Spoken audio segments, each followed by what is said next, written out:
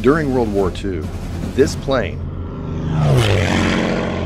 the P-51 Mustang, was developed as a long-range fighter escort to U.S. and Allied bomber squadrons. The Mustang, and the brave pilots who flew them, quickly turned the tide in the air campaign against Germany. One such pilot is retired Brigadier General Roland R. Wright. It's just a special airplane. It was the supreme airplane of World War II. After serving as a full-time missionary for the Church of Jesus Christ of Latter-day Saints, this 21-year-old from Blackfoot, Idaho, heard another call. This time, the call came from his country. Roland joined the Army Air Corps in 1942, shortly after the Japanese attack on Pearl Harbor. My hope and dream was to be able to fly the P-51. It was called the Mustang. Everybody had a name for their airplane.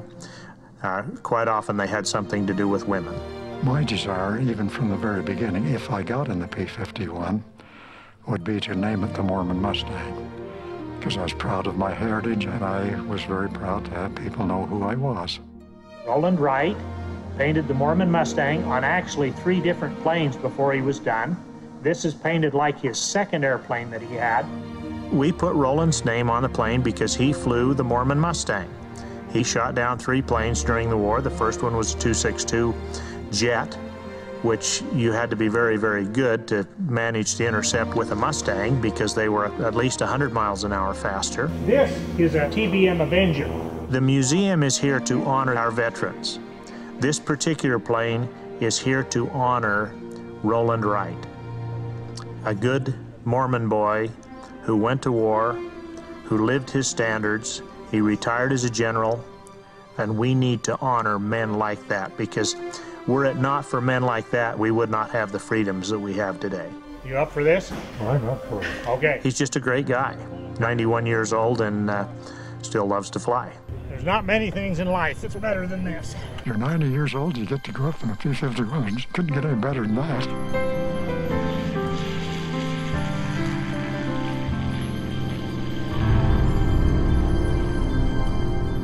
I found a lot of parallels between flying and what I find in the scriptures and life's experiences. You go to a unit, they're busily flying combat, they assume you've been trained. I remember the first day I went out to fly, I asked the flight leader if we were going to fly in the clouds.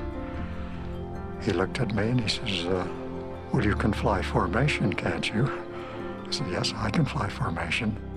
When you're flying formation, the precision of formation, the trust of flying formation, that brings things to a whole new level.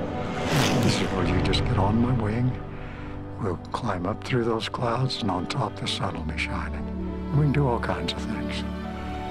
Now, whether he knew or not, I didn't know. The clouds are about 18,000 feet thick. You're very dependent on each other because we fly close.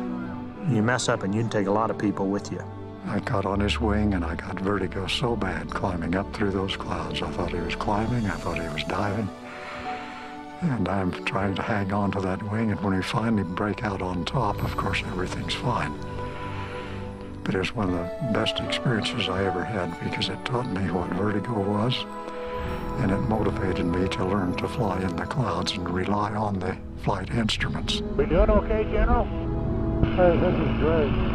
I can't believe that sight of the Tetons. The Tetons are magnificently beautiful and inherently dangerous. If an engine quits when you ride over the Tetons, you better do everything just right or you're going to be a statistic.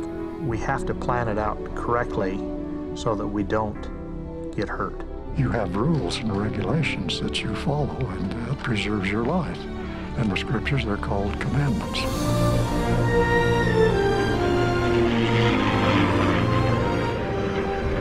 You'll survive out here, and you'll learn to accomplish something if you'll just rely on those rules, because they are your flight instruments, and you won't get concerned with vertigo and think you're right and everybody else is wrong. It's just like pilots who lose their lives because they don't follow the rules. Now is the time to obey. When flying an airplane, if you change your position by just 1 degree at a time, your inner ear cannot detect the change. When we practice selective obedience, we change our position relative to the Lord, and usually by only 1 degree at a time. As the deceptive forces of the adversary work on us, we cannot detect them, and we experience spiritual vertigo.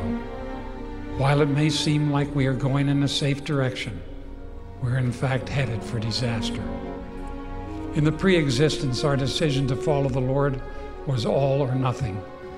Following that pattern in life, through our mortal probation, will get each of us back to our Heavenly Father